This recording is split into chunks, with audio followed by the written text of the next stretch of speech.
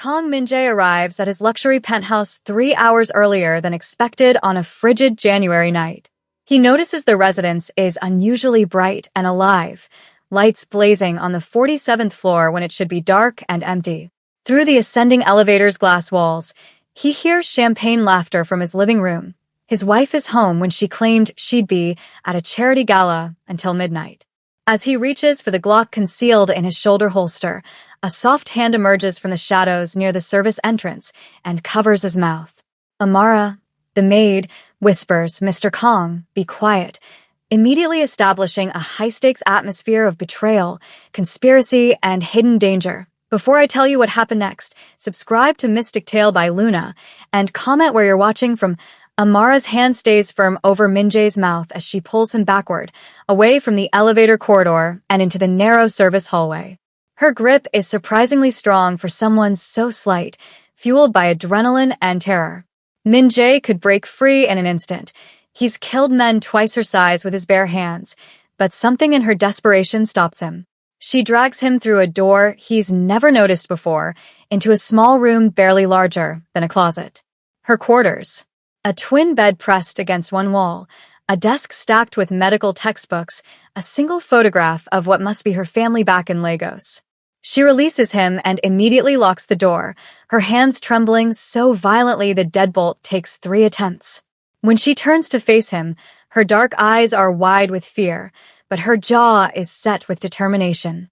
Min-jae recognizes that look. He's seen it in the mirror countless times. The look of someone who has decided that surviving the next 5 minutes matters more than living safely for the next 5 years. "Mr. Kong," she whispers, her accent thickening with urgency, "they're going to kill you. Your wife and Ji-hoon. They are planning to murder you." The words land like physical blows. Min-jae's hand moves instinctively to the Glock, his fingers wrapping around the familiar grip. "When?" His voice is granite, every syllable carved from 20 years of violence. "New Year's Eve. 5 days from now." Amara's voice cracks, but she doesn't look away from him. "I heard them 3 days ago. I came back early from the market. Mrs. Kong thought I would be gone until evening. They were in the study. The door was open just a crack." Min-jae pulls the gun free, checking the chamber with practiced efficiency. "Tell me exactly what you heard. Please, put the gun away. Please." Amara's hands rise, not in surrender, but in supplication. "If you go out there right now, you will kill them. I know you will, but you need to hear everything first." Every instinct in Min-jae's body screams for immediate action. His wife, the woman who shares his bed, who wears his ring, who he trusted with his name, is sleeping with his blood brother and planning his death. The solution is simple. Put bullets in both their skulls and dump the bodies in the Han River before sunrise. It's what his world understands. It's what he's built his empire on. But something in Amara's expression stops him. She's terrified of him. He can see it in the way her pulse hammers in her throat, the way she's positioned herself against the far wall to maximize distance, but she's more terrified of what will happen if he acts on instinct. He slides the gun back into its holster. "Talk. Fast." The relief that crosses Amara's face is profound. She takes a shaky breath and begins. "They were drinking champagne, celebrating." Mrs. Kong said, "5 more days, and we'll have everything." Ji-hoon laughed and said, $75 million and the entire empire. And that fool has no idea. Min-jae's hands curl into fists, but he stays silent. "They talked about the method," Amara continues, her voice steadier now, falling into the clinical precision of her medical training. "Potassium chloride. Ji-hoon has a contact at Seoul National University Hospital, someone in the pharmacy department. It's pharmaceutical grade, untraceable in standard toxicology unless they specifically test for it. They plan to put it in your champagne during the New Year's Eve toast. Enough to cause cardiac arrest within minutes." "How much?" Min-jae asks, his mind already calculating, strategizing. "I don't know the exact dosage, but Mrs. Kong said it would look like a heart attack from stress. That's the plan, to frame it as natural causes. You're 39, you run a high-stress organization, you don't sleep enough, you drink. The narrative writes itself." Amara's fingers twist together. "There's a life insurance policy. $75 million.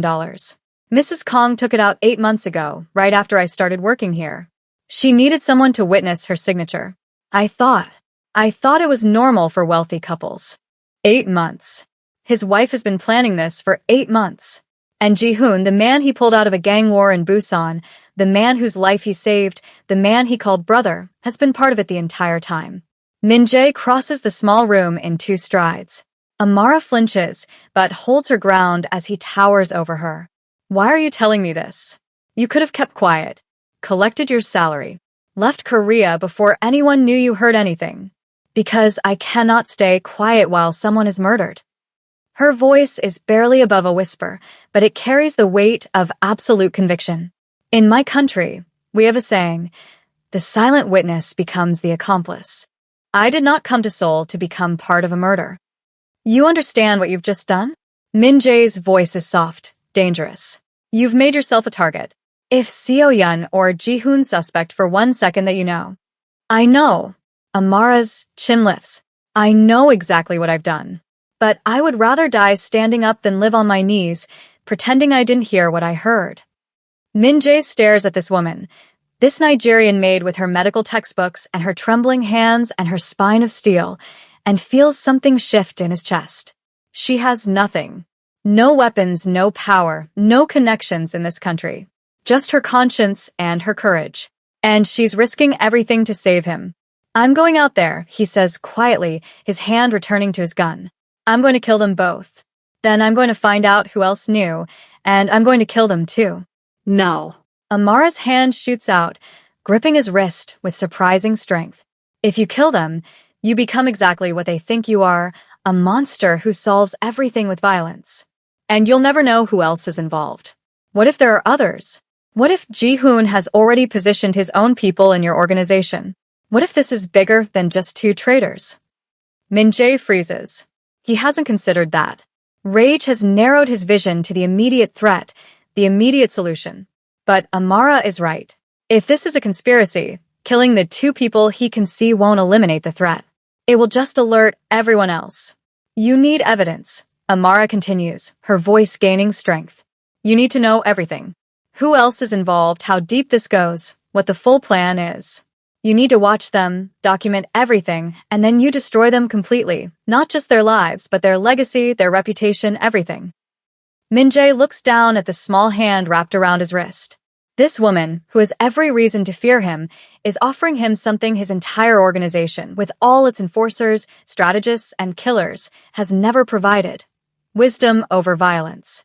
If you kill them tonight, Amara whispers, you prove them right. You prove you're nothing but a gun in expensive suits. But if you're smarter than they think, if you're better than they believe, you can show them exactly what kind of man they tried to kill. The rage doesn't disappear.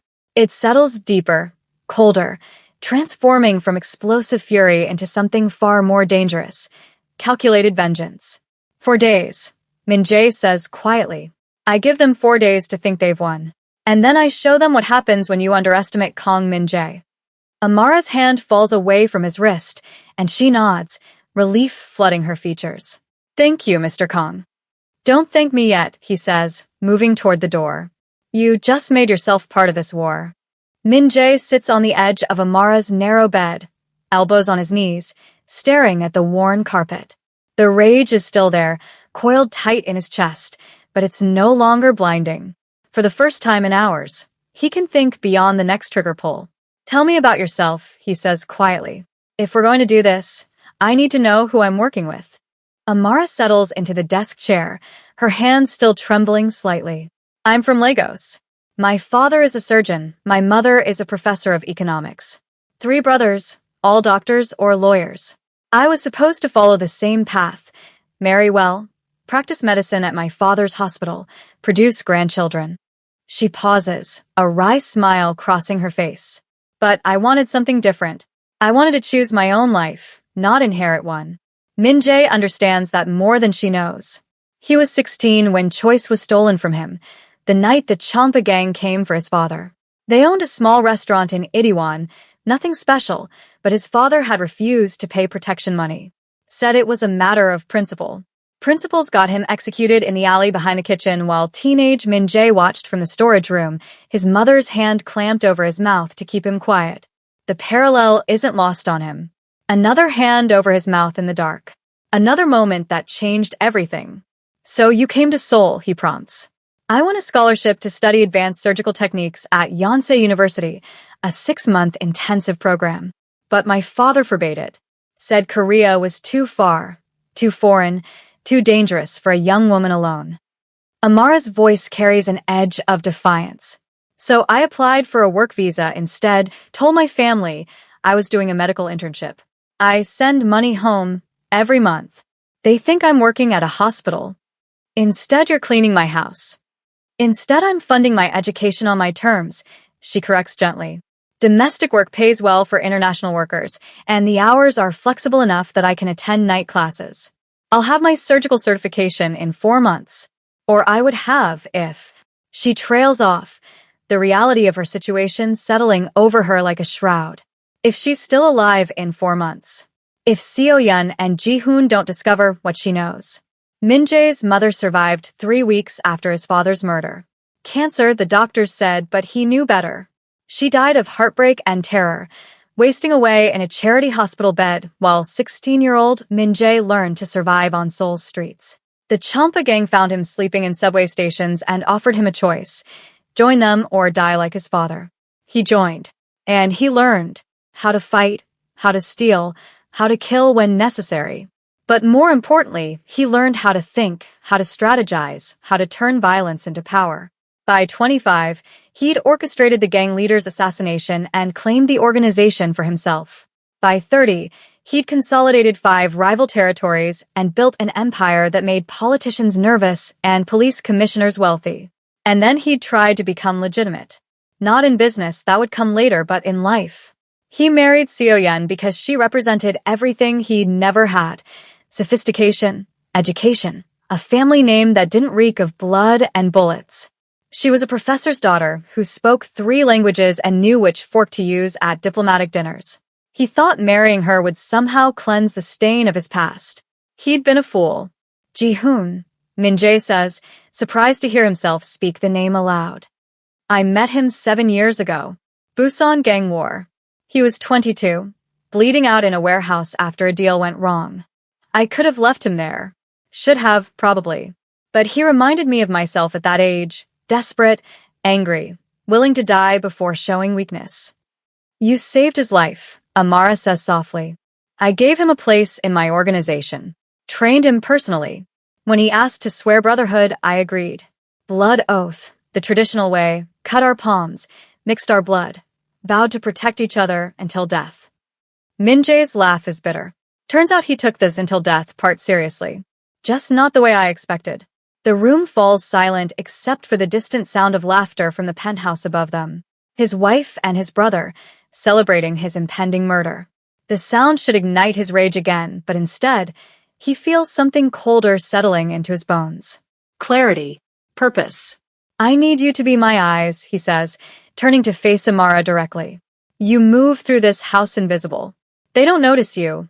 Don't guard their words around you. You can hear things, see things that I never could. You want me to spy on them. I want you to help me understand the full scope of this conspiracy.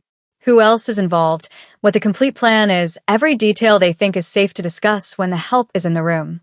He pauses. "I won't lie to you. It's dangerous. If they suspect." "I know what happens if they suspect," Amara interrupts.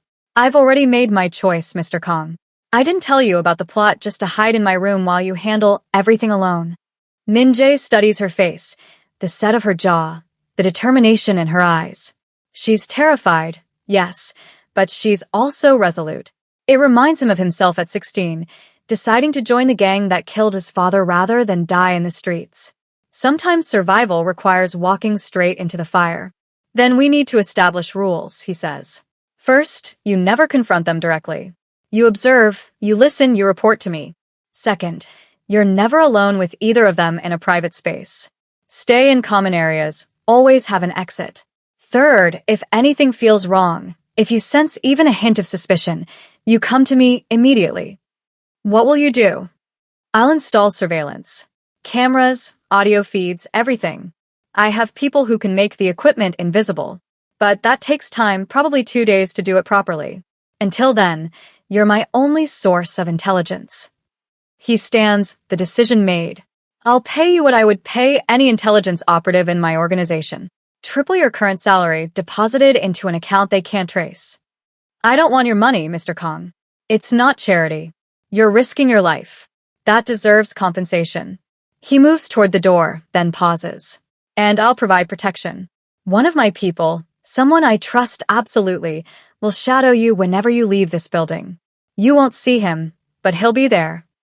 Amara nods slowly, processing the reality of what they're agreeing to. We're really doing this. Two strangers against two people who've been planning this for months. Not strangers, Min-jae corrects quietly. Allies. You offered me wisdom when everyone else in my life has only offered violence or betrayal. That makes you more valuable than you know. He opens the door, checking the corridor before stepping out.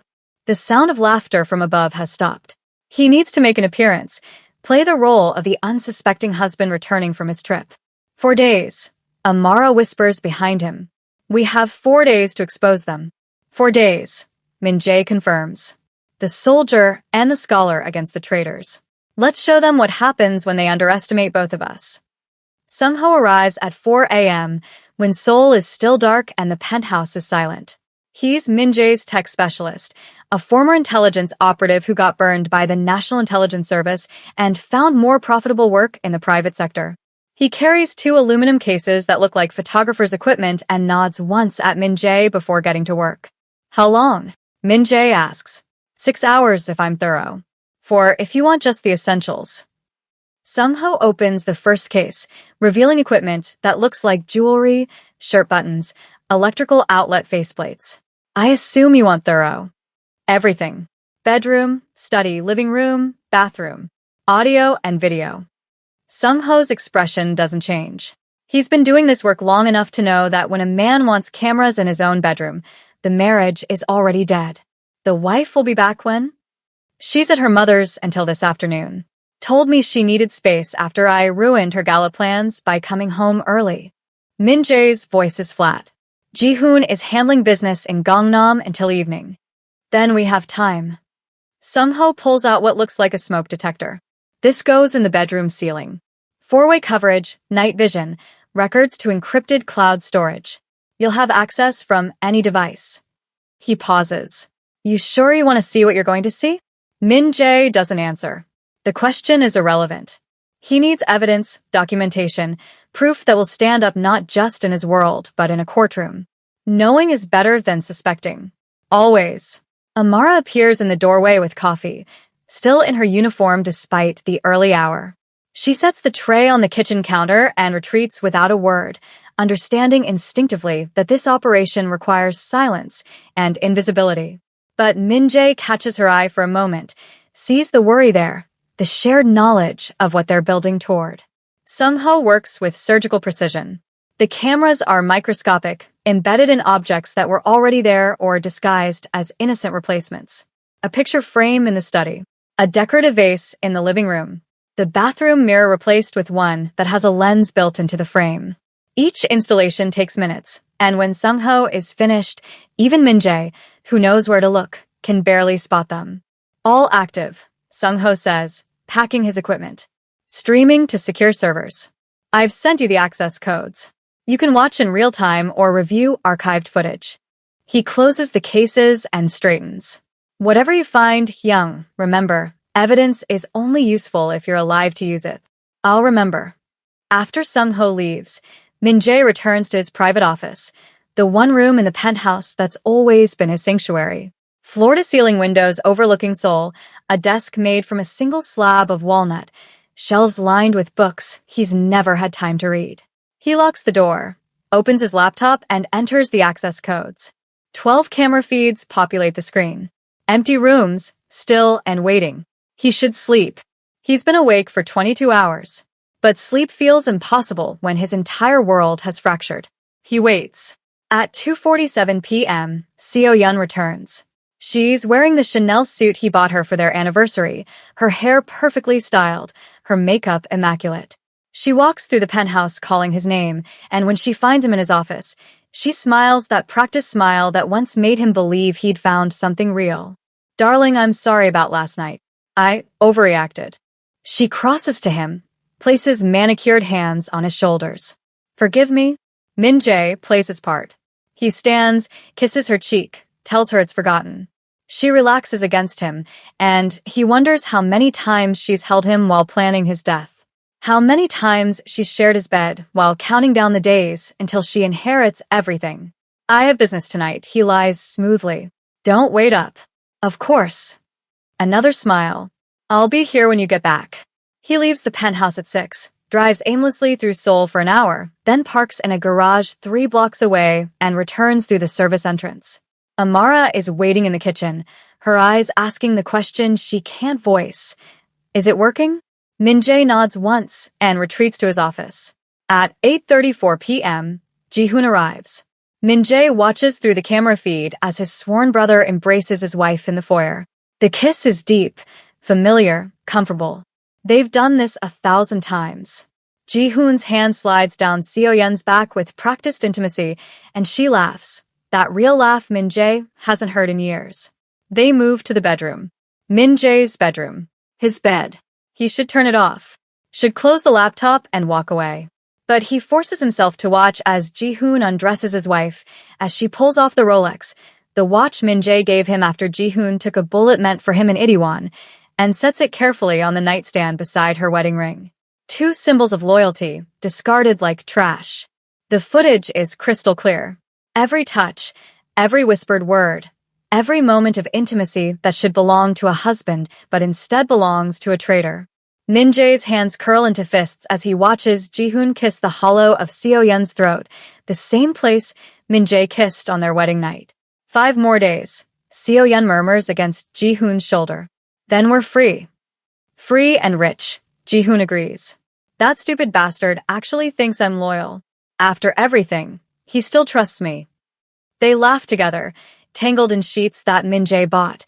In a bed he slept in alone more nights than not because his wife claimed she preferred her own room. All lies. All calculated. Min Jae pauses the feed on a single frame, Ji-hoon's hand covering Seo-yeon's, both of them smiling, the Rolex gleaming in the lamplight. The image is so perfectly composed it could be a photograph titled Betrayal. He doesn't notice the time passing. Doesn't notice the night deepening outside his windows. He just cycles through the footage again and again, each viewing sharpening the rage in his chest until it's diamond-hard and cutting. The knock on his door at 3 a.m. startles him. Mr. Kong. Amara's voice is soft. May I come in? He should send her away. This isn't her pain to witness. But instead, he unlocks the door. She enters carrying tea, not coffee, he notices, but something herbal that smells of chamomile and honey. She sets it on his desk, glances at the frozen image on his screen, and her expression softens with understanding and sorrow. Don't watch alone, she says quietly.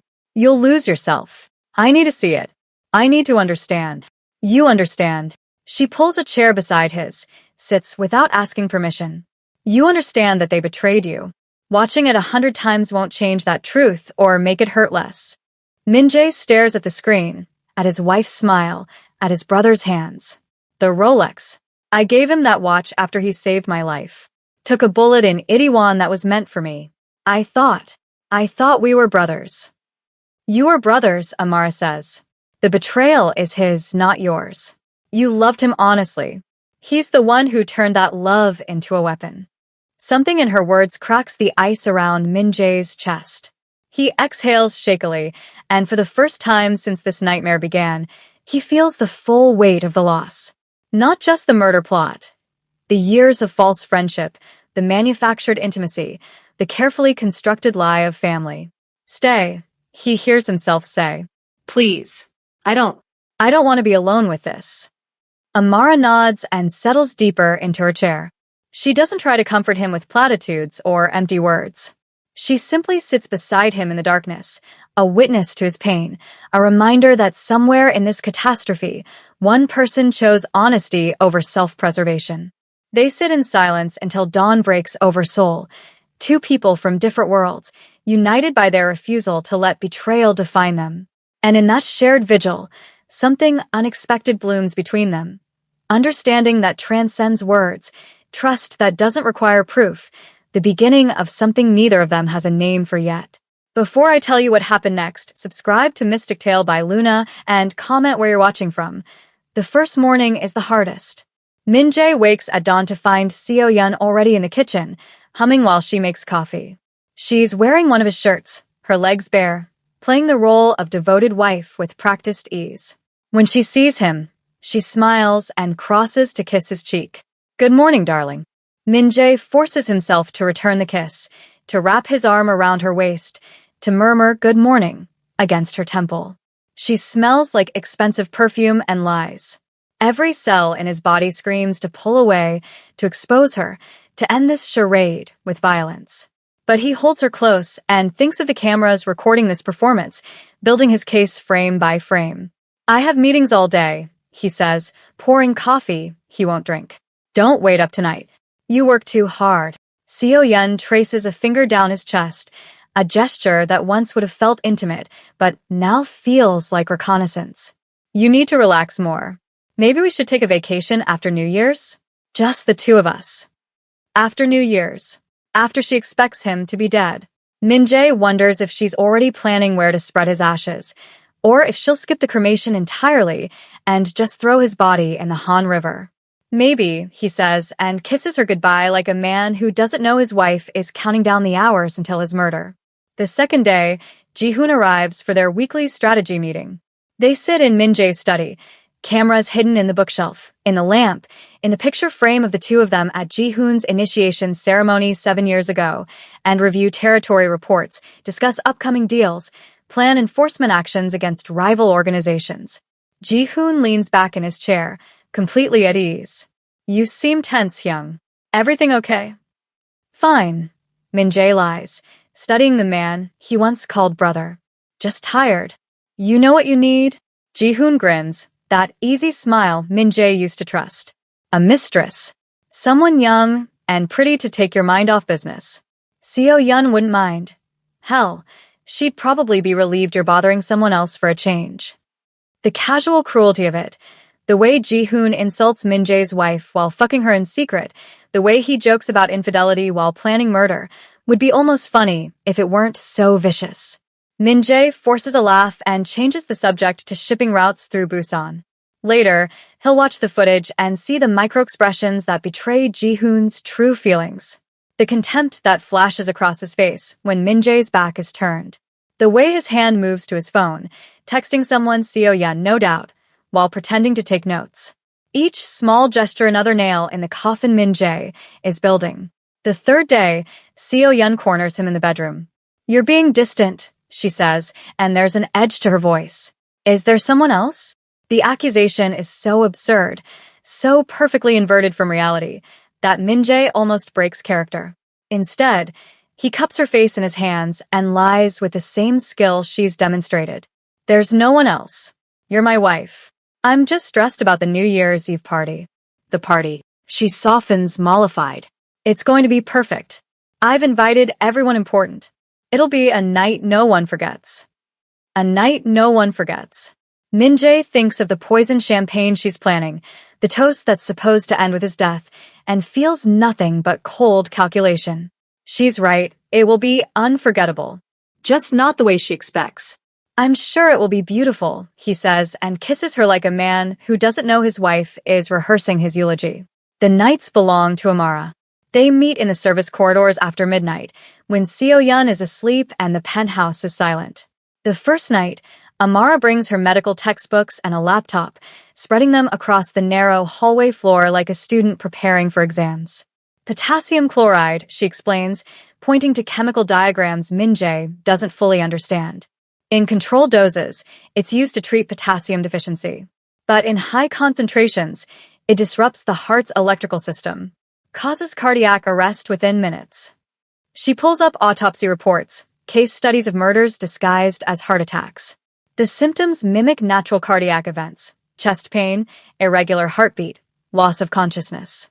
Unless the coroner specifically tests for elevated potassium levels, it passes as natural causes. How much would they need? Min-jae asks, memorizing every detail. For your weight and age, probably 50 to 70 milliequivalents in concentrated form, delivered quickly. Mixed with champagne, you wouldn't taste it until too late. The alcohol would mask the slight bitterness. Her finger traces the chemical structure. Death would occur within 5 to 10 minutes. Fast enough that you couldn't call for help. Slow enough that you'd know you were dying. Min-jae absorbs this clinical description of his planned murder and feels a grim satisfaction. Knowledge is power, and Amara is giving him the tools to understand exactly how they plan to kill him. Your turn, she says, closing the textbook. Teach me your world. So he does. He explains the hierarchy of Seoul's underworld, the careful balance between violence and negotiation, the way respect is earned and loyalty is tested. He shows her organizational charts on his phone, who reports to whom, which territories border each other, where the weak points are in his empire. Ji-hoon controls the southern territories. Min-jae explains.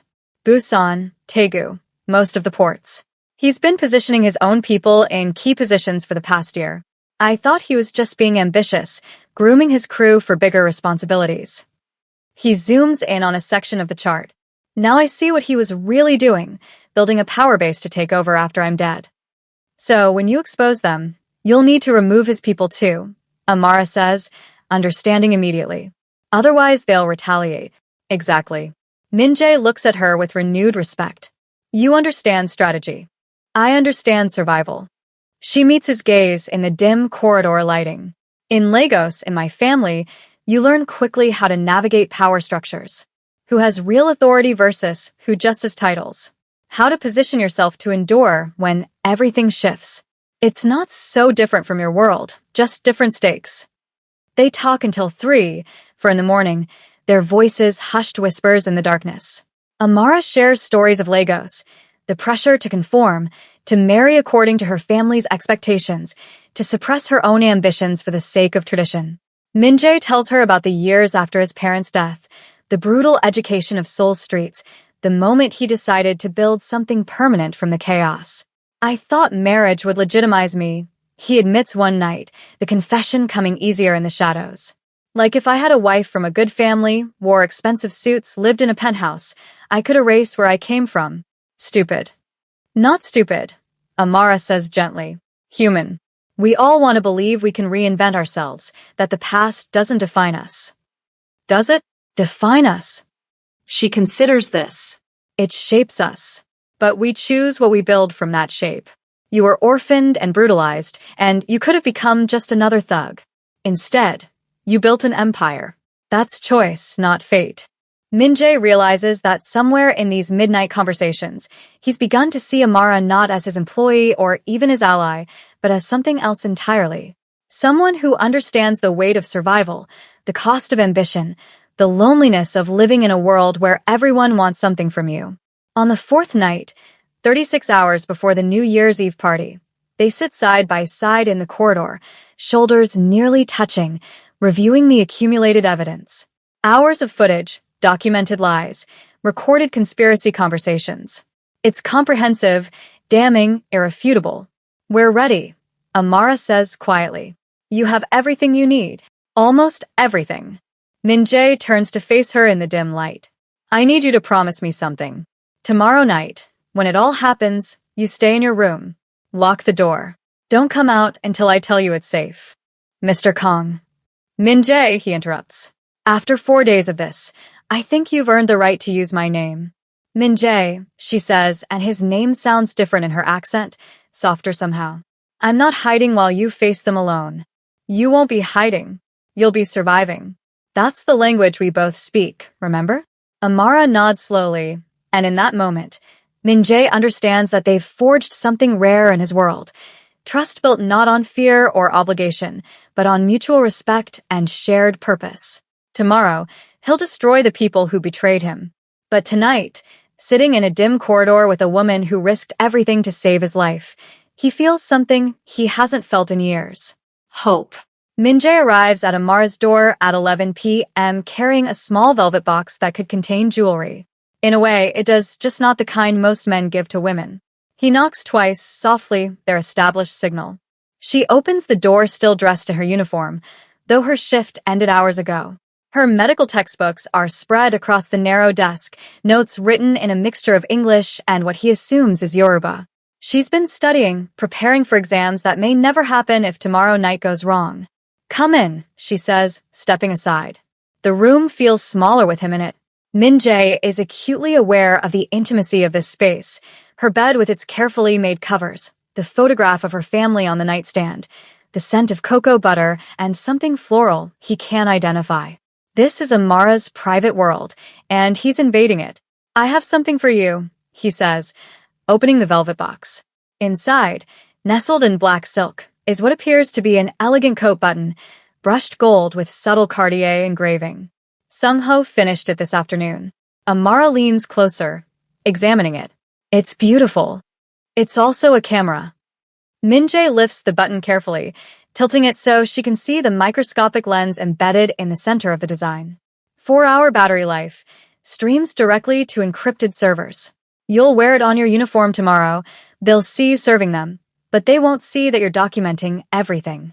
She takes the button from his palm, her fingers brushing his. The touch is brief, but electric, and Min-jae feels it travel up his arm like current. Amara doesn't seem to notice, or if she does, she doesn't show it. She's focused on the button, turning it in the light. "Where do I wear it?" she asks. "Top button, left side. It'll capture everything at eye level when you're standing, slightly higher when you're serving at the table." He pulls a small sewing kit from his jacket pocket. "We should install it now. Tomorrow will be chaos."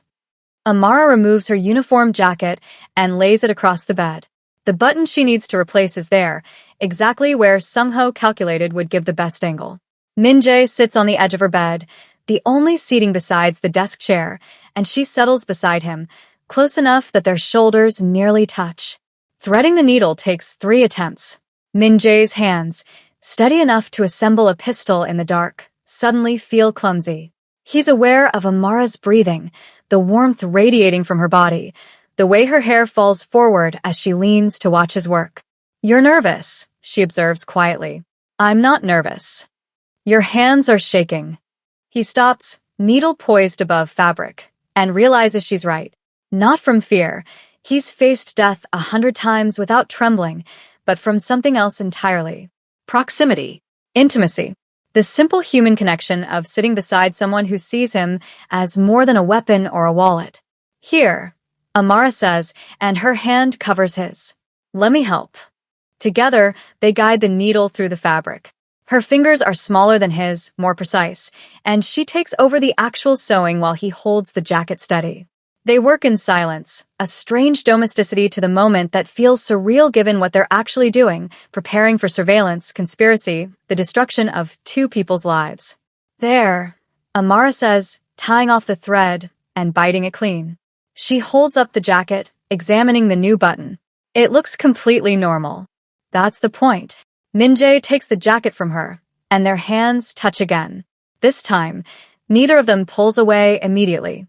The moment extends, stretches, becomes something neither of them seems willing to break.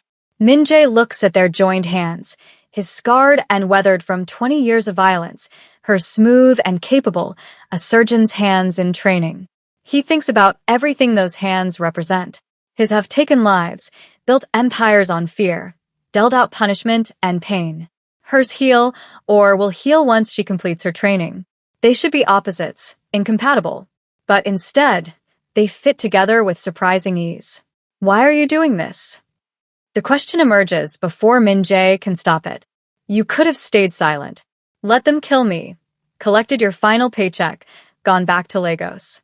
No one would have blamed you. You owed me nothing." Amara doesn't pull her hand away. Instead, she turns to face him fully, her dark eyes meeting his with an intensity that makes his breath catch. "In my language, we have a proverb. Yenito ba pa yenito and rin lonari lodi pa, al na anai o pa erari." It means he who allows another to be killed on his path has killed himself. "When I heard them planning your murder, I had a choice, stay silent and become complicit, or speak and accept the consequences. But why choose the harder path? Most people wouldn't. Because staying quiet when you know someone will die makes you part of the murder. She says it simply, as if it's the most obvious truth in the world. I didn't come to Seoul to become a killer, Min-jae. Not directly, not through silence, not in any way. My hands are meant to save lives, not enable their destruction. Min-jae stares at her, struck by the crystalline clarity of her morality. In his world, everyone operates in shades of gray, violence justified by necessity, betrayal excused by ambition, loyalty bought and sold like any other commodity. But Amara exists in black and white, right and wrong, and she's chosen right even when it puts her in mortal danger. You could die tomorrow, he says quietly. If anything goes wrong, if they suspect for even a second, then I die knowing I tried to prevent a murder instead of enabling one. She squeezes his hand gently. We all die eventually, Min-jae. The question is whether we die as ourselves or as cowards who knew better and did nothing. He realizes in this moment that he's never met anyone like her. Not in 20 years of navigating Seoul's underworld. Not in all his careful cultivation of allies and associates. Everyone in his life wants something: power, money, protection, status. But Amara wants nothing except to live according to principles Min-jae thought had died with his mother. You see me, he says, and it's not quite a question, but not quite a statement either. Not Kong the crime lord. Not the man who controls half of Seoul's underworld. You see Min-jae. Because that's who you are. Amara's thumb traces the scar on his knuckle, a mark from a knife fight when he was 17. The rest is what you do, what you've built, how you survive. But underneath all of that is just a man who lost his parents too young and learned to build walls instead of bridges. No one has ever spoken to him this way, with such gentle honesty, such unflinching compassion. It strips away every defense he's constructed, every layer of armor he's worn for 2 decades. Sitting here in this small room with this woman who has nothing to gain and everything to lose, Min-jae feels seen in a way that terrifies and comforts him simultaneously. After tomorrow, he says, when this is over, if we survive, I want to help you finish your degree. Pay for medical school properly, not through domestic work. You shouldn't have to clean houses to become a surgeon. I don't want your money, Min-jae. It's not charity. He struggles for the right words. It's gratitude. You gave me back my life. Let me help you claim yours. Amara studies his face for a long moment, and Min-jae has the sense she's reading something there he doesn't even know he's revealing. Finally, she nods. After tomorrow. If we survive, we'll talk about it then. She releases his hand and stands, hanging the jacket carefully in her small closet. The moment of intimacy passes, shifts back into strategy and preparation. But something fundamental has changed between them. They're no longer just allies against a common enemy. They're 2 people who've chosen to see each other clearly and found something unexpected in that clarity. Get some sleep, Min-jae says, moving toward the door. Tomorrow is going to be long. Min-jae. Amara's voice stops him at the threshold. Thank you for trusting me with this. With all of it. Thank you for being trustworthy, he replies. And then, because tomorrow might bring death, and he's learning from her example of speaking truth. You're the most honest person I've ever met. In 20 years, no one has ever just told me the truth without calculating the cost first. The truth is free, Amara says softly. It's the lies that cost everything. Min-jae carries those words back to his office, where he'll spend the next several hours reviewing footage and finalizing tomorrow's plan. But for the first time in 4 days, for the first time in years, really, he feels something other than cold calculation. He feels hope. And it centers entirely on a Nigerian woman with a surgeon's hands and a warrior's heart who chose morality over safety and, in doing so, showed him what real loyalty looks like. The penthouse transforms throughout the day. Florists arrive at dawn with arrangements of white orchids and winter roses. Caterers fill the kitchen with delicacies: Jeju black pork, fresh uni, imported wagyu. By evening, the space gleams like a jewel box, crystal and candlelight reflecting off marble floors and floor-to-ceiling windows that frame Seoul's glittering skyline. Seo Yun orchestrates everything with military precision. She's radiant in a crimson gown that probably cost more than most people earn in a year, her hair swept into an elegant chignon, diamonds at her throat and wrists. Min-jae's diamonds, purchased to celebrate their second anniversary, when he still believed the marriage was real. She catches him watching and smiles, crossing to adjust his bow tie with wifely affection. "You look handsome," she says, her fingers lingering on his lapel. "Tonight is going to be perfect." "You've outdone yourself," Min-jae replies and means it. If this is to be his last party, she's certainly made it memorable. The irony would be amusing if it weren't so vicious. The guests begin arriving at 8. Seoul's underworld elite, dressed in designer suits and haute couture, flowing through the penthouse with champagne flutes and predatory smiles. Gang bosses from Gangnam and Itaewon. Corrupt politicians who take Min-jae's money and deliver favorable legislation. Entertainment moguls who launder cash through legitimate businesses. The cream of the criminal class gathered to toast the new year and, unknowingly, to witness a murder. Ji-hoon works the room like he owns it. He's in his element, charming the wives, laughing with the bosses, consolidating alliances with the subtle skill of a born politician. Min-jae watches him pause by each cluster of guests, sees how they lean in to hear him speak, how they nod with respect. Ji-hoon has been positioning himself for months, building the foundation to step into Min-jae's role the moment the body is cold. "Your brother is quite popular tonight," remarks Kim Tae-jin, one of the Busan bosses. "Natural leader.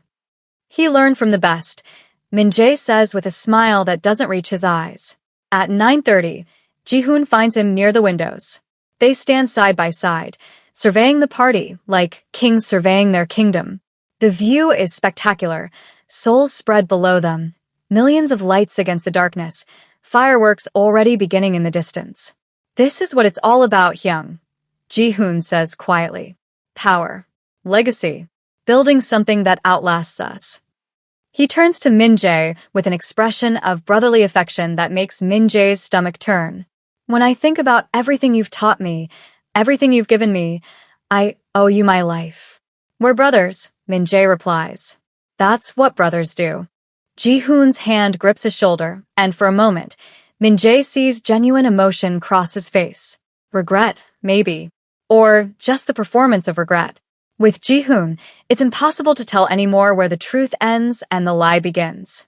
"To many more years together," Ji-hoon says, raising his glass. Min-jae touches his champagne flute to Ji-hoon's and thinks, "You have no idea how this ends." Amara moves through the crowd like a shadow, refilling glasses, clearing plates, executing her duties with quiet efficiency. She's wearing the uniform with the Cartier button, and Min-jae knows that every conversation she overhears, every unguarded moment she witnesses, is being recorded.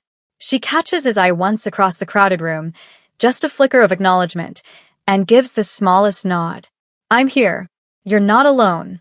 That silent communication steadies something in Min-jae's chest. He's surrounded by 300 people, but the only one who truly sees him is the maid in the pressed uniform, risking her life to help him survive. At 10:45, Seo-yeon takes the microphone. Her speech is gracious and warm, thanking their guests for celebrating with them, praising Min-jae as a visionary leader and devoted husband. The crowd applauds, and she beams at him with such convincing affection that Min-jae almost believes she means it. Almost. "And now," she continues, "let's count down to midnight together. To new beginnings and bright futures." New beginnings. Min-jae watches her descend from the small platform, accepts kisses on the cheek from various guests, and makes his way to the bar where servers are preparing the midnight toast. Amara is there, arranging champagne flutes on silver trays with meticulous precision. Their eyes meet for a fraction of a second, and he sees the tension in her shoulders, the tight line of her mouth. She knows what's coming. At 11:50, Seo-yeon appears at his side carrying a crystal flute that catches the light like liquid diamonds. The champagne inside is Dom Perignon Rose, his favorite, the vintage he orders for special occasions. She's thought of everything, down to the smallest detail. "For you, my love," she says, pressing the glass into his hand. Her fingers linger against his, warm and steady. "Your favorite champagne for the midnight toast. I had them save the best bottle just for you." Min-jae accepts the flute and studies the delicate bubbles rising through the pale pink liquid. Somewhere in that beautiful champagne is enough pharmaceutical-grade potassium chloride to stop his heart within minutes. Colorless, nearly tasteless when diluted in alcohol, impossible to detect until it's too late. Seo-yun has researched well. "You're too good to me," he says. "You deserve the best." She rises on her toes to kiss his cheek and whispers against his ear, "Happy New Year, darling." Min-jae holds the poisoned champagne and watches his wife move through the crowd, greeting guests, laughing at jokes, playing her role with flawless execution. She's wearing the diamond necklace he gave her, the wedding ring he placed on her finger 3 years ago, and beneath that beautiful exterior beats a heart capable of murder. Ji-hoon appears on his other side, his own champagne in hand. 10 minutes to midnight, young. Another year survived. Another year.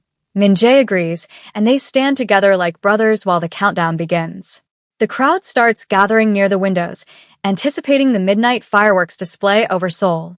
Someone turns up the music. Laughter and conversation blend into a warm hum of celebration. Amara passes with a tray of canapes, moving through the crowd with practiced invisibility. As she walks past Min-jae, her hand brushes his arm. So brief, so subtle that no one else would notice. But he feels it like an anchor, a reminder that in this room full of vipers and betrayers, one person stands with him honestly. The giant screens throughout the penthouse begin the countdown. 60 seconds. The crowd's energy shifts, excitement building toward the traditional midnight toast. Seo-yun catches his eye across the room and raises her glass in a private salute, her smile radiant. Ji-hoon grips his shoulder in brotherly affection. 45 seconds. Min-jae lifts the crystal flute, feeling the weight of it, the perfect balance of baccarat crystal and deadly chemistry. The champagne catches the light, beautiful and lethal. 30 seconds. The crowd begins chanting the countdown. Seo-yun and Ji-hoon move closer, flanking him like guards of honor. Or executioners. The distinction has become meaningless. 15 seconds.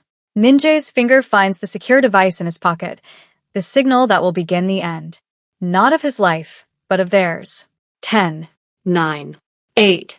The crowd roars the numbers, glasses raised, faces flushed with alcohol and anticipation. 5. 4. 3. Seo-yun's eyes lock with his, and in them, he sees triumph. She thinks she's won. She thinks in 60 seconds, he'll be dying on the marble floor while she screams for help and Ji-hoon calls the ambulance that will arrive too late. 2. 1. Happy New Year. The room erupts in celebration, fireworks exploding over Seoul's skyline in bursts of gold and crimson. And Min-jae raises the poisoned champagne to his lips, while his wife watches with murder in her heart and a smile on her face. Before I tell you what happened next, subscribe to Mystic Tale by Luna, and comment where you're watching from. Min-jae raises the crystal flute as champagne corks pop across the penthouse and 300 voices shout, "Happy New Year." The noise is deafening. Laughter, cheers, the percussion of fireworks over Seoul's skyline. But he waits, glass elevated, until the traditional silence falls. Everyone knows the protocol. The host speaks first. The host makes the toast. The room quiets, faces turned expectantly toward him. Seo-yun stands to his left, radiant and confident. Ji-hoon to his right, already reaching to clink glasses. They're positioned perfectly, flanking him like honor guards at a funeral. His funeral.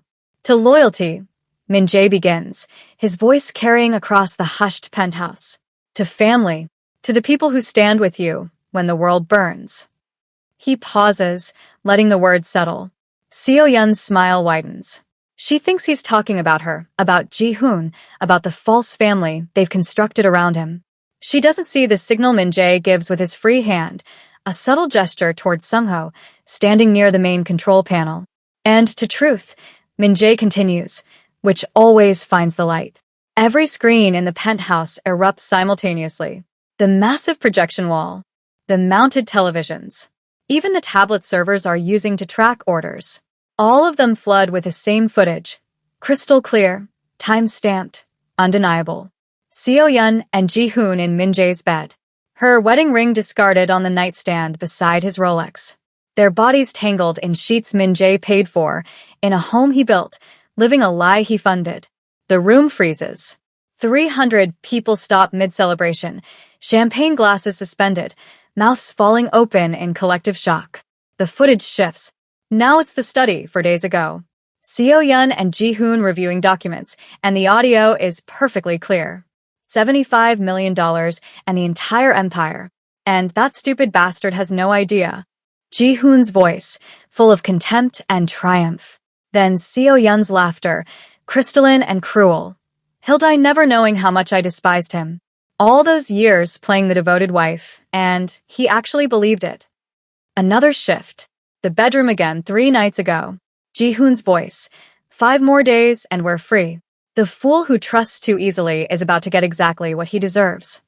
Seo-yeon's face on the screen is twisted with mockery. To think he gave you that watch for saving his life. You should have let him die then. Would have saved us all this trouble. The penthouse has gone silent except for the audio from the footage. Min-jae watches the crowd's faces transform from confusion to understanding to horror. These are hardened criminals, people who've built empires on betrayal and violence, but even they recognize the sanctity of certain bonds. Marriage, blood brotherhood. These aren't just crimes, they're violations of the codes that keep their world from descending into total chaos. Turn it off. Seo-yeon's scream shatters the silence. She lunges toward the control panel, but Sung-ho blocks her path. It's fake. Fabricated. Is it? Min-jae's voice cuts through her panic like a blade. He turns to face her fully, the poisoned champagne still in his hand. Is it fabricated that you're fucking my blood brother? Is it fabricated that you took out a $75 million life insurance policy 8 months ago? Ji-hoon's hand moves toward his jacket, toward the gun Min-jae knows he carries, but before his fingers reach the weapon, Sung-ho and 3 of Min-jae's most trusted men have him surrounded, their own weapons drawn and leveled. Don't, Sung-ho says quietly. You move, you die.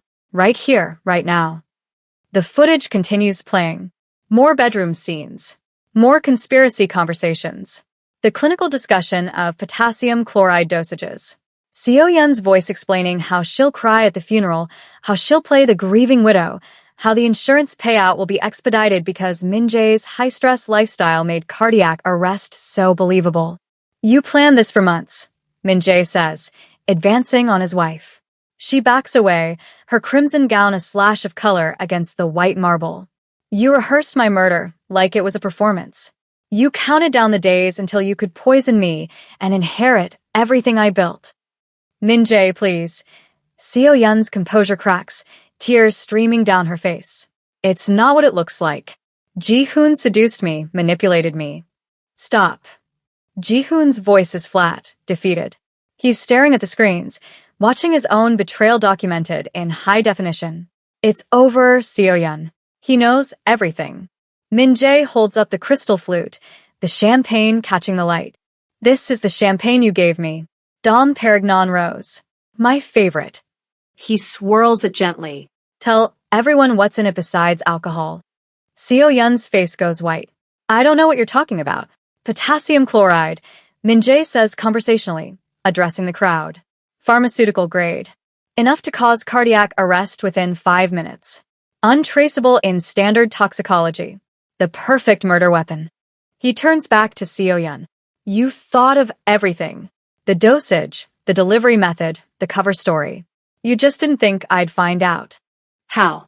Ji-hoon asks, and there's genuine curiosity beneath the resignation. How did you know? Someone told me. Min-jae's eyes find Amara across the room. She's pressed against the wall near the kitchen, her face pale but her spine straight. Someone who valued my life more than her own safety. Someone who understood that staying silent makes you complicit. At that moment, the elevator doors open. Federal prosecutors flood into the penthouse, followed by uniformed police. The crowd parts automatically, criminals recognizing law enforcement with the instinct of prey spotting predators. Kang Min-jae, says prosecutor Han Ji-woo, a woman Min-jae has carefully cultivated as an ally over the past 4 days. We're here on your invitation. Thank you for coming, prosecutor. Min-jae hands her the champagne flute, now sealed in an evidence bag Sung-ho provides. You'll find this contains potassium chloride. My wife, Seo Yun, and my associate, Park Ji-hoon, plan to poison me at midnight. I have complete documentation, video, audio, financial records of the insurance policy, evidence of conspiracy to commit murder. This is insane. Seo Yun shrieks, her elegant facade completely shattered. He's lying. He's a criminal trying to frame his innocent wife. Ma'am, Prosecutor Han says calmly, gesturing to the screens still playing damning footage. We've been watching the live feed for the past 10 minutes. We have more than enough for arrest and prosecution. Two officers move toward Seo Yun. She bolts, attempting to flee toward the private elevator, but there's nowhere to run in a penthouse 47 floors above Seoul. They catch her within seconds, and her screams turn incoherent as they secure her wrists in handcuffs. Ji-hoon doesn't run. He stands perfectly still as officers approach, his eyes locked on Min-jae. I really did save your life in Itaewon-hyung. That part was real. I know, Min-jae says quietly, which makes this so much worse. I'm sorry, and Ji-hoon sounds like he means it. For what it's worth, I really did love you like a brother. Once. Not enough, Min-jae replies. Brothers don't conspire to murder each other for money. The officers secure Ji-hoon and begin reading both suspects their rights. The penthouse full of criminals watches in stunned silence as one of their own, one of the most powerful men in Seoul's underworld, cooperates with federal prosecutors to destroy his wife and blood brother through legal channels rather than bullets. Prosecutor Han approaches Min-jae once the suspects are secured. We have everything we need. The evidence you provided over the past 4 days is comprehensive. They'll both face life sentences. Good. Min-jae sets down his own champagne, the one he never intended to drink, and watches as they escort Seo Yun and Ji-hoon toward the elevator. His wife is still screaming, hurling accusations and threats. His former brother is silent, head bowed, accepting his fate. As the elevator doors close on them, Min-jae turns to face his guests. 300 of Seoul's most dangerous people, all staring at him with a mixture of shock, respect, and fear.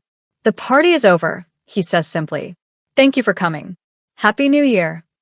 They file out in silence, and Min-jae is left standing in his penthouse, surrounded by the wreckage of his old life and the evidence of his survival. His eyes find Amara, still pressed against the wall, tears streaming down her face. She whispered, "Be quiet," and saved his life. Now, watching justice unfold in real time, she's the only person in this entire room whose hands are clean. Min-jae crosses to her and says the only words that matter. Thank you. The trial begins 3 weeks after New Year's Eve and immediately becomes Seoul's most sensational legal proceeding in a decade. The media can't get enough. A powerful crime lord as the victim, his socialite wife and trusted enforcer as would-be murderers, a conspiracy involving poison, and a $75 million insurance policy. Cameras crowd the courthouse steps. Reporters shout questions that go unanswered. The public gallery fills hours before proceedings begin, spectators desperate for a glimpse of the drama. Prosecutor Han Ji-woo presents the evidence with methodical precision. The surveillance footage plays on courtroom monitors, Seo Yun and Ji-hoon in bed, planning murder over champagne, discussing dosages and timing with clinical detachment. The champagne flute, tested and confirmed to contain lethal levels of potassium chloride. Financial records showing the insurance policy, the pharmacy contact at Seoul National University Hospital, the paper trail of a conspiracy months in the making. Min-jae sits in the witness stand for 6 hours over 2 days, answering questions about his marriage, his business relationship with Ji-hoon, the night he came home early and discovered their plan. He doesn't embellish. He doesn't need to.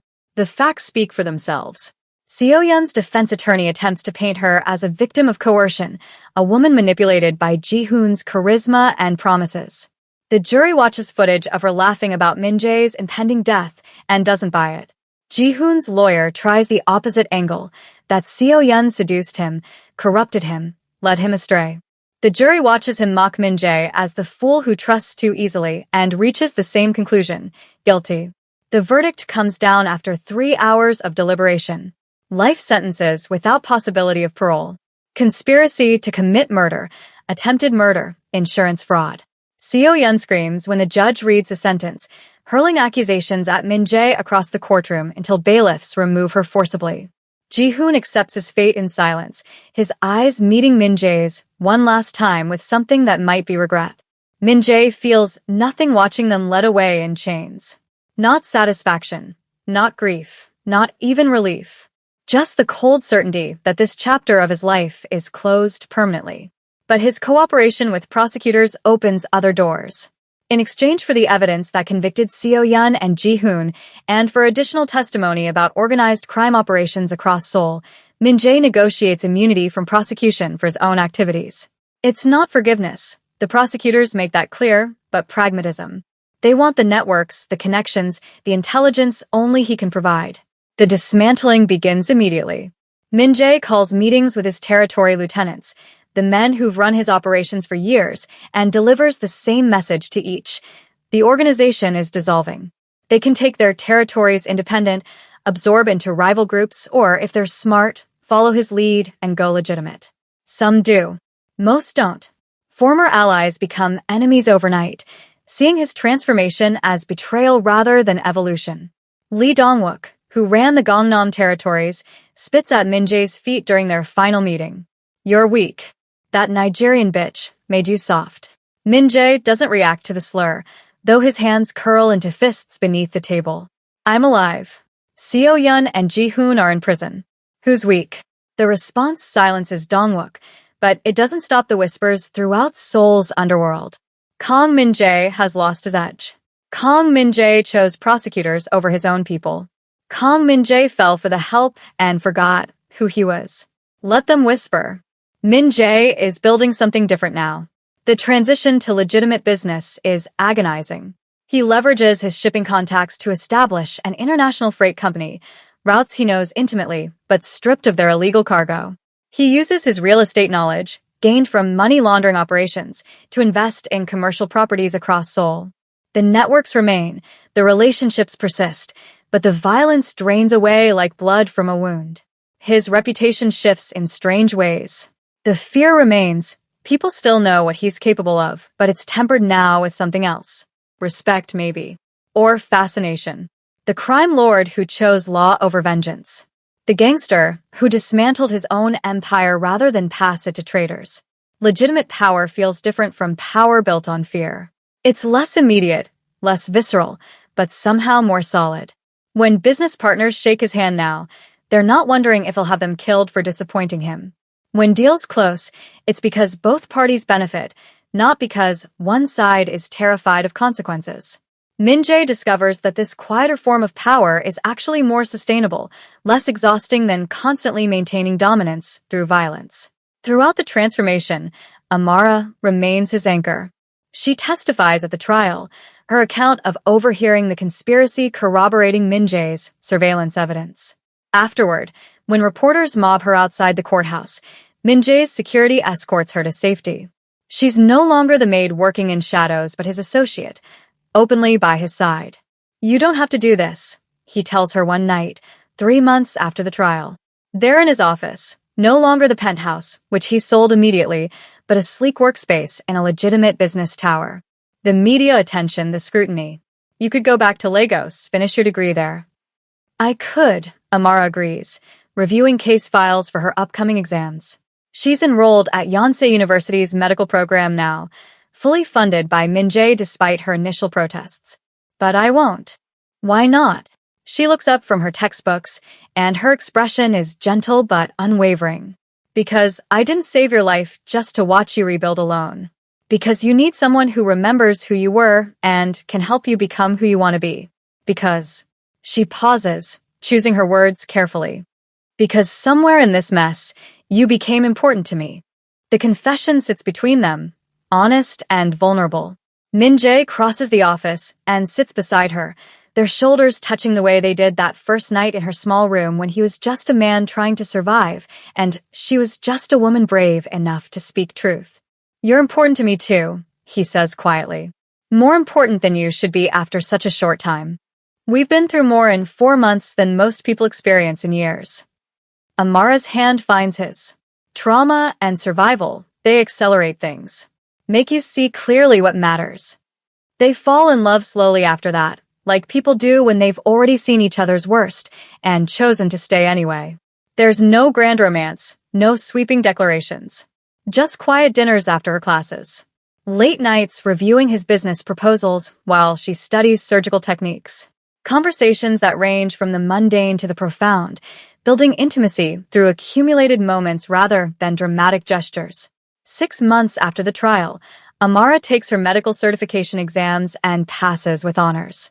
Min-jae hosts a small celebration, just the two of them and Sung-ho, who's transitioned with him to legitimate security consulting. They toast with champagne that isn't poisoned, and Amara laughs when Min-jae examines his glass suspiciously out of habit. "I think you're safe," she teases. "I'm trying to save lives now, remember? Not end them."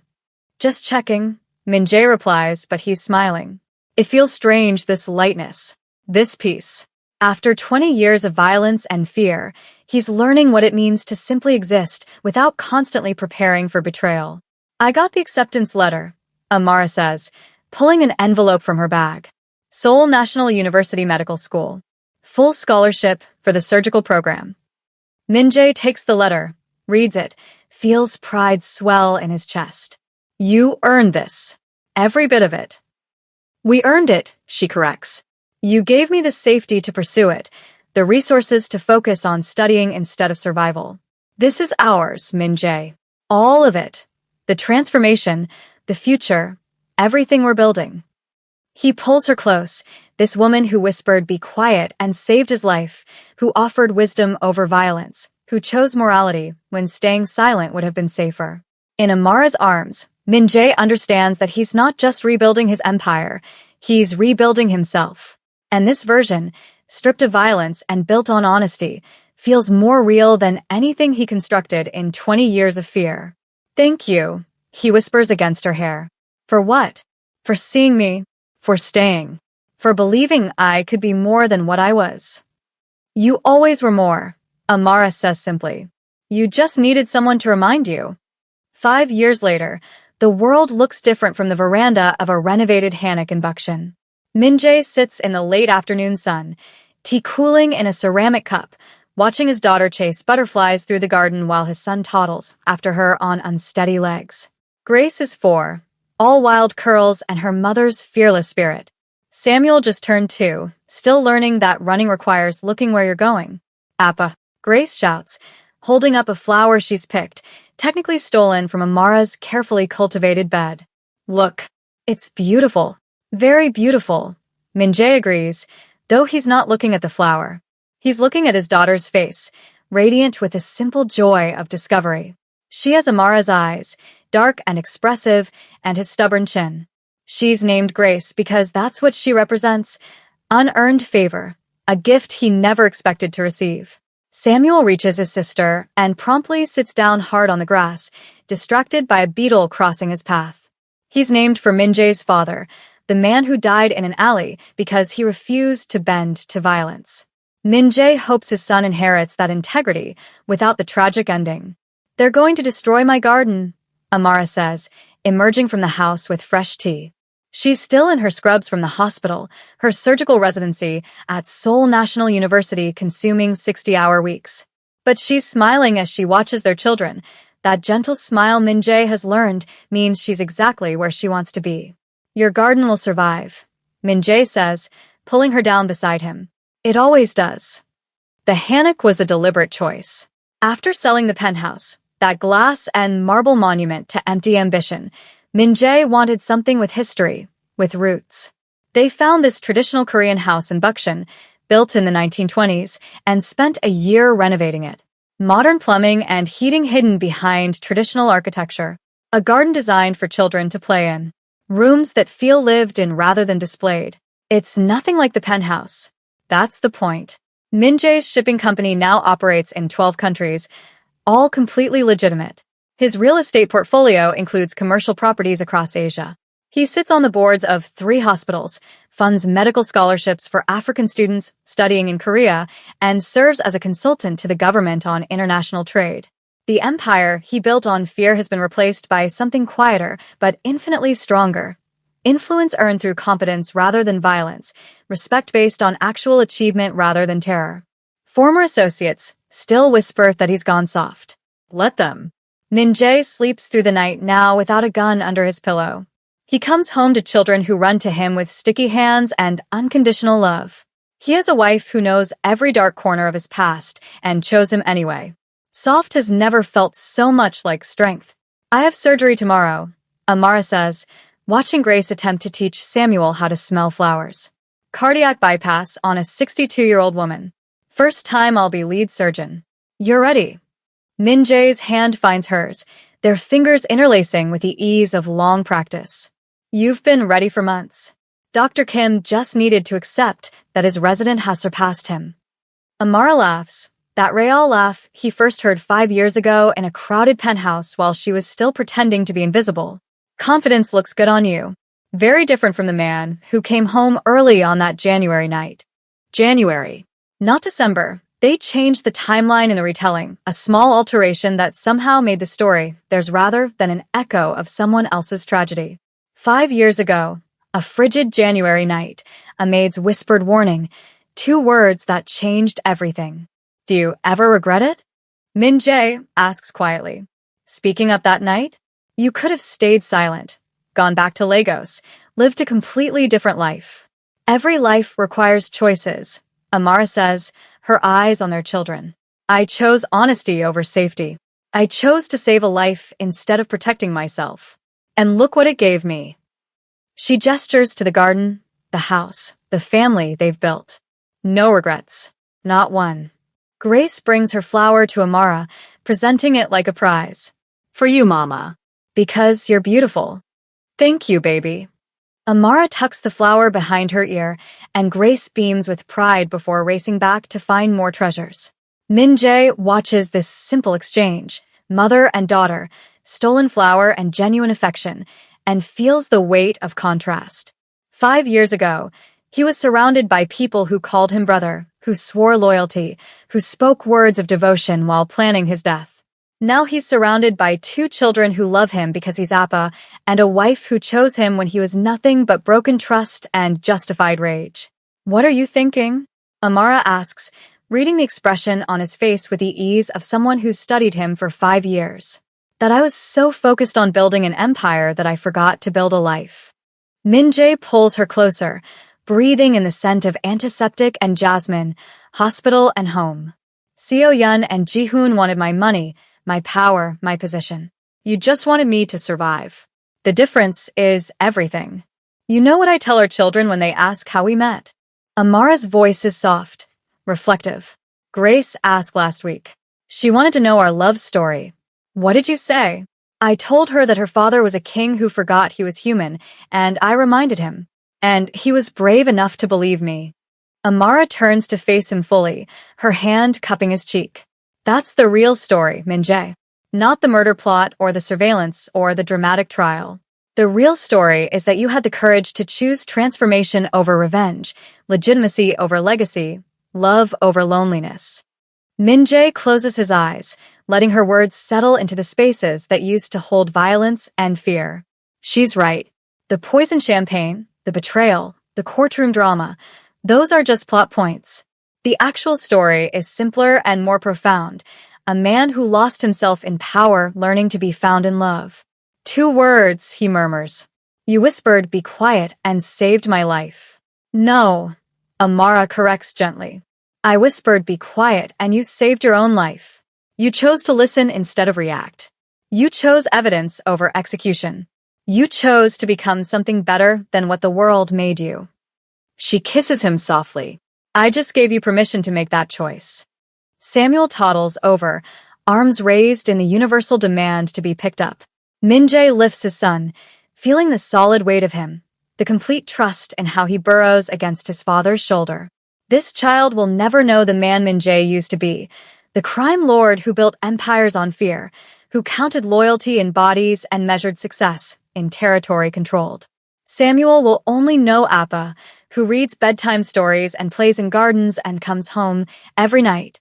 That erasure feels like Grace, too.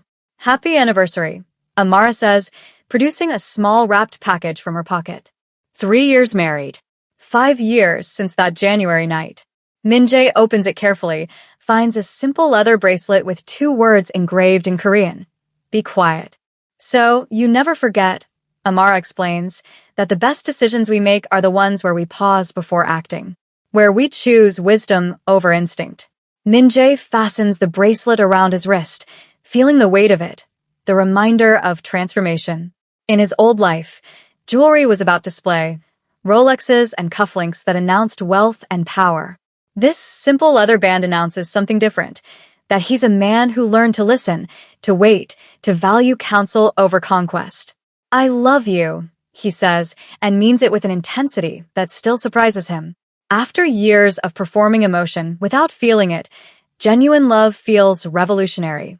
I know, Amara replies, her smile warm. You tell me every day. Usually while I'm trying to study or sleep or convince our daughter that flowers belong in the garden, not scattered across the living room.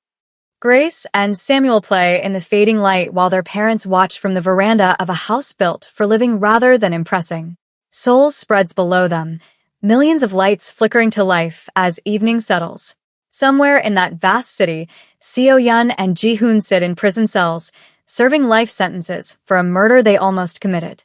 Somewhere, former associates still whisper about Kang Min-jae's fall from power. Let them whisper. Min-jae has built a kingdom after all, just not the kind they understand. A kingdom of 2 words that became a marriage, that became a family, that became a life worth living. A kingdom where love is given freely rather than bought with fear, where loyalty means staying when it's hard rather than plotting when it's convenient, where power is measured in the laughter of children who feel safe enough to steal flowers from their mother's garden. Be quiet, Amara whispered 5 years ago. And in learning to listen, Min-jae discovered he was never meant to be a king at all. He was meant to be human, and brave enough to believe it.